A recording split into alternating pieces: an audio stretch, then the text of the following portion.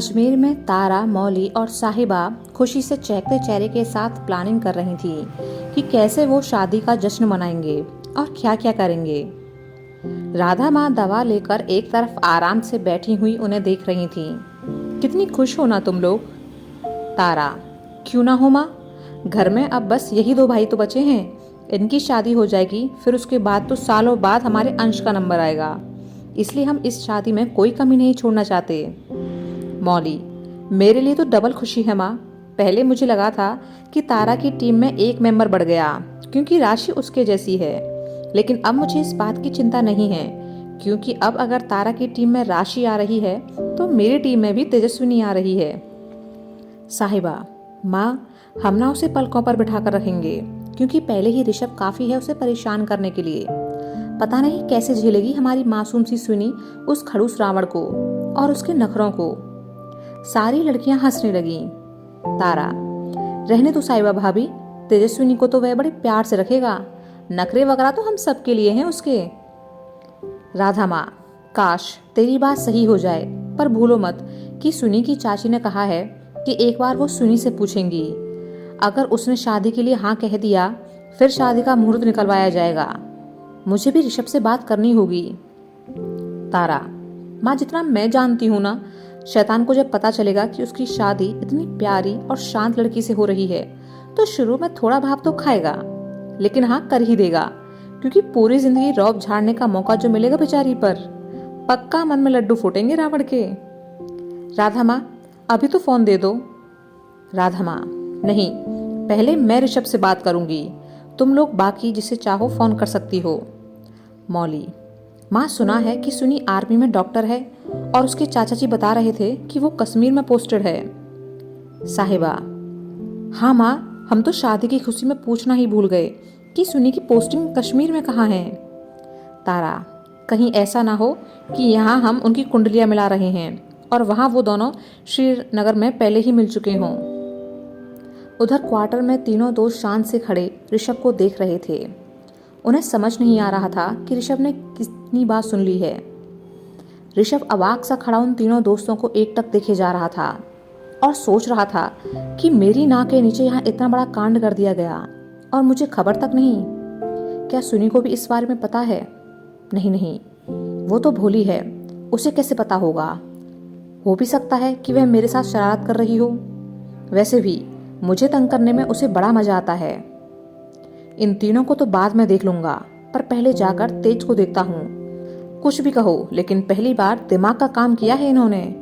वह तो ये सोच रहा था कि कैसे सुनी से अपने दिल की बात कहेगा, उसका क्या जवाब रहेगा, और उसकी रावण वाली पर्सनैलिटी पर सूट भी नहीं करता तेज को प्रपोज करना।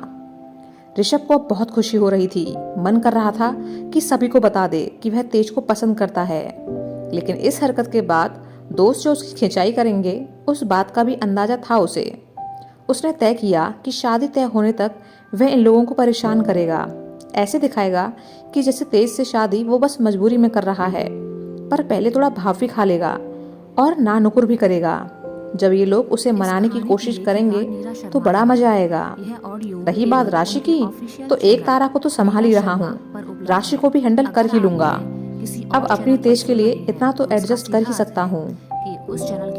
ऋषभ चुप था और अपनी खुशी को दिल में जब्त किए बिना किसी हाव भाव के दोस्तों को देख रहा था, इसलिए वो समझ नहीं पा रहे थे कि ऋषभ ने आखिर कितनी बातें सुनी हैं। सभी ऋषभ के बोलने का इंतजार कर रहे थे।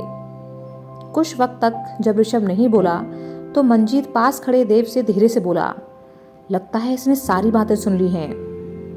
देव फुसफुसाया, तू अपना मुंह बंद रख, पहले इसे बोलने दे, पता तो चले कि इसने सुना कितना है। ऋषभ अब गुस्सा होने का नाटक करते हुए बोला, राशि, ये शैतान की नानी हमारे रोहन के लिए चुनी है। नहीं, मैं ऐसा नहीं होने दूंगा।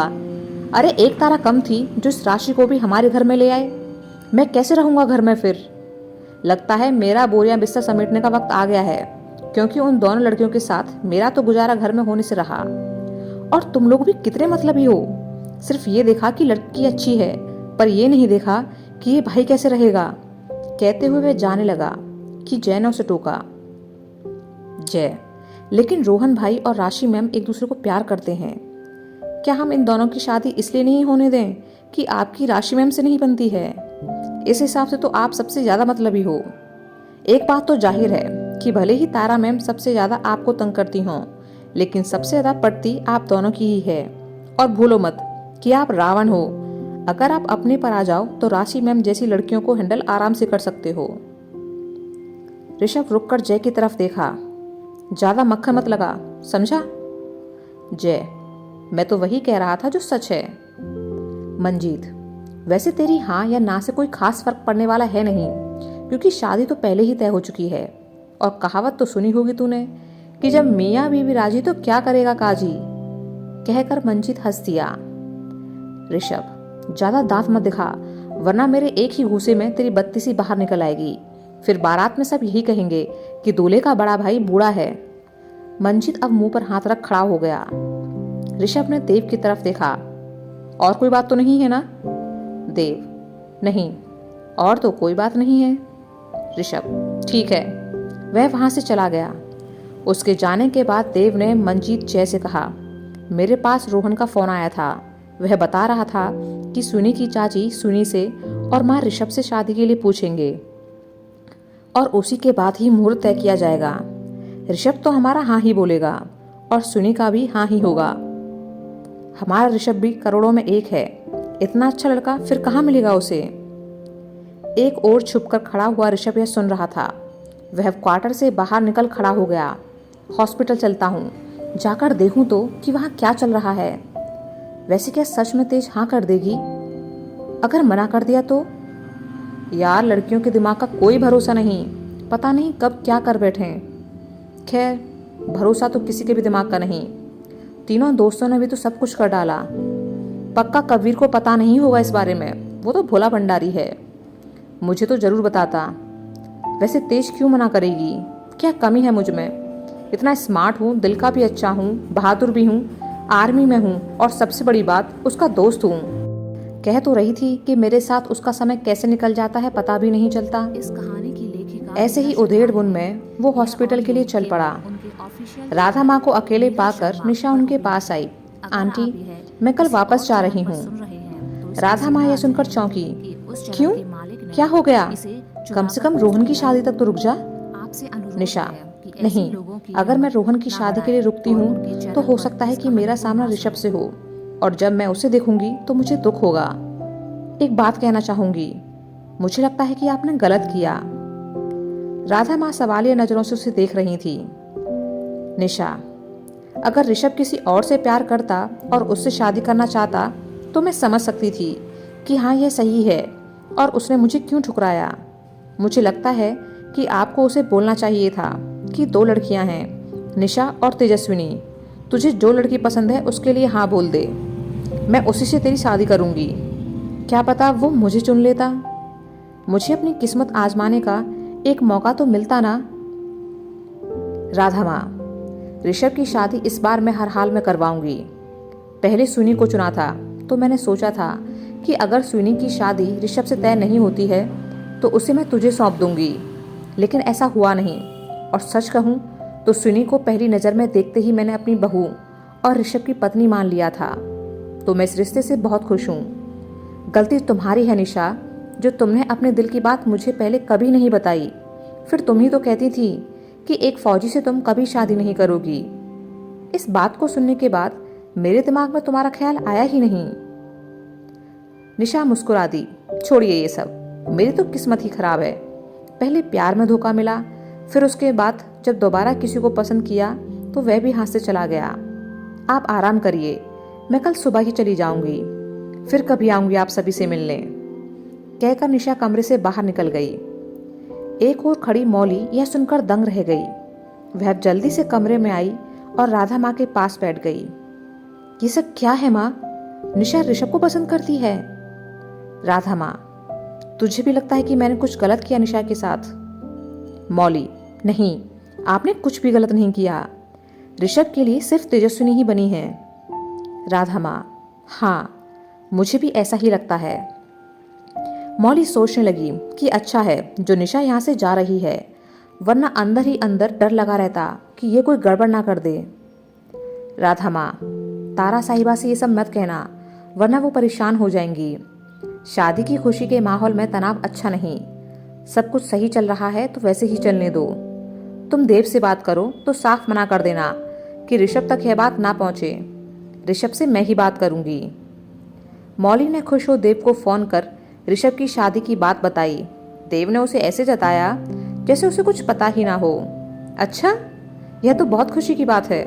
ठीक है, हम ऋषभ को कुछ नहीं बताएंगे। कुछ देर बाद बात करने पर उसने फोन रख दिया। पास खड़ा मंजीत बोला, यार भाभी को तो सच बता देता। देव, अभी नहीं, जब मिलेंगे ना तब बताऊंगा, फिर इन लड़कियों के चेहरे देखने वाले होंगे। मंजीत, ये भी सही है यार। फिरदौस अब हर वक्त कबीर के आसपास घूम रहा था। उसकी इस हरकत से कबीर परेशान हो रहा, क्योंकि उसे अपने कामों को करने में अब दिक्कत हो रही थी और वह सिन्हा सर से भी बात नहीं कर पा रहा था। कबीर सोचने लगा कि अब इसे ही सबसे पहले खत्म करना है, वरना ये मुझे मेरा काम नहीं करने देगा। बस एक बार इसका दोस्त इमरान यहाँ आ जाए। उधर जय ने बालकनी में माही को बुलाया। वो सोच रही थी कि पता नहीं वो क्या कहने वाला है।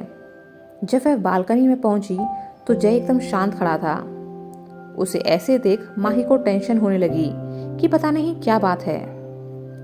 सालू ने अब सुनी को फोन कर बता दिया था कि उसकी शादी तय हो गई है और रोहन के बड़े भाई से हुई है। राशि ने ही उस रिश्ते की बात की थी माँ से। सुनी ने जब यह सुना तो उसे बहुत हैरानी हुई। अगले ही पल उसके गुस्से का ठिकाना नहीं था। शालू ऋषभ का नाम बताती उससे पहले ही स्विनी ने गुस्से में कॉल कट कर दी। वह राशि के पास पहुंची। हमें तुमसे अभी इसी वक्त बात करनी है। राशि ने जब उसके चेहरे पर इतना गुस्सा देखा तो परेशान हो गई। वह समझ नहीं पाई कि आखिर बात क्या है। स्विनी राशि का हाथ पकड़ उसे अपने साथ ले गई। वह उसे हॉस्पिटल के बाहर एक तरफ ले आई। दूर से आते ऋषभ ने उन दोनों को जब उस ओर जाते देखा तो वह भी उस तरफ बढ़ गया। राशि, क्या हुआ? तू इतना गुस्सा क्यों है? स्विनी, सच सच बताओ, क्या किया है तुमने? राशि चौंकी। मैंने क्या किया है? स्विनी, हमारे सामने भोली बनने का नाटक मत करो।